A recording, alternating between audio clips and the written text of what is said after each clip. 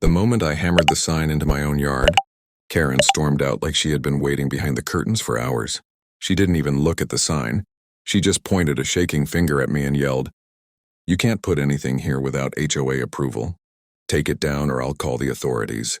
Before I could answer, two men in dark uniforms walked up behind her. No badges, no name tags, just cheap radios clipped to their belts. One of them tried to puff his chest and said, "Sir, step away from the sign. This is an HOA-controlled area. You're violating community rules." I almost laughed. This wasn't an HOA community. My land wasn't part of any association. But Karen stood there smirking like she had finally found a way to control me. The fake officers moved closer, one hand on his belt like he expected me to panic. "If you don't comply, we'll have to detain you," he said, trying way too hard to sound official. I kept quiet, just watching them dig their own hole. Karen whispered loudly, "Good, arrest him. Make sure he learns who runs this neighborhood." She actually thought she had hired real authority. She had no idea who she was talking to. And when the fake cop reached for my arm, I finally spoke calm and slow. "You sure you want to do that?" The man froze for a second like he felt something was off, but Karen pushed him forward. "Do it, he can't challenge us." That's when I lifted the corner of my jacket just enough for them to see the federal badge, clipped inside, the same badge I never show unless things get dangerous. Both men went pale instantly. Karen didn't see it yet, not until they stepped back from me like they'd touched fire, and the look on her face when she realized something was wrong.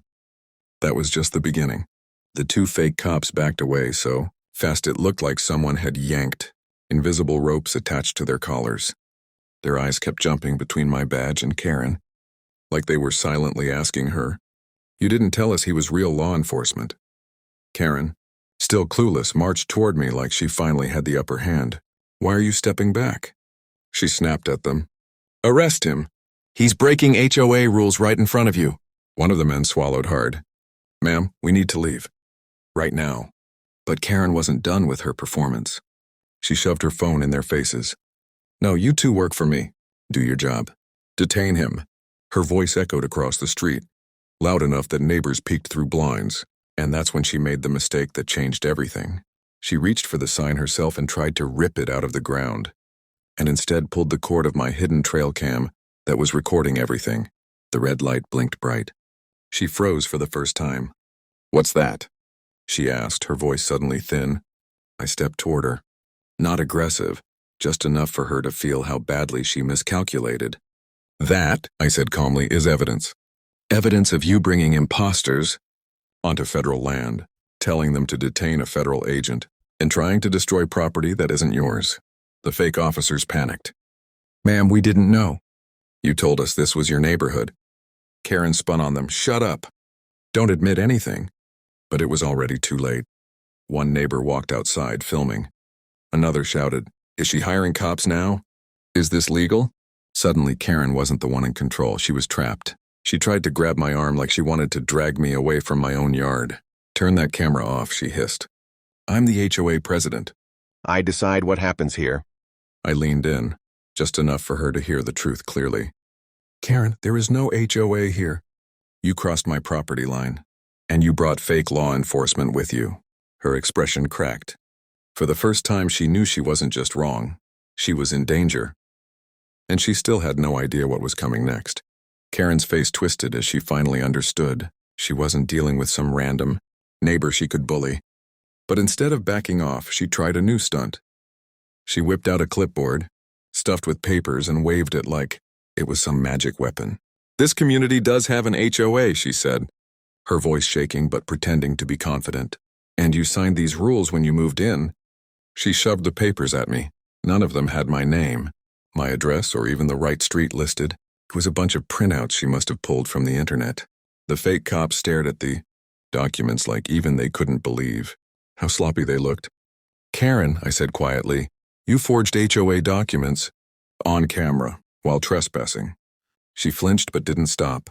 "It doesn't matter. I will shut you down. I will shut this whole property down. You can't just put up signs without my approval." One of the imposters tried to slowly slip away toward their car, but I lifted my badge again. "Don't move." He froze, hands stiff at his sides. The other one whispered, "We didn't know. We thought she was legit. Please don't arrest us." Karen snapped at him. "Stop talking. You're making it worse." The neighbors had fully gathered now, phones recording from every angle.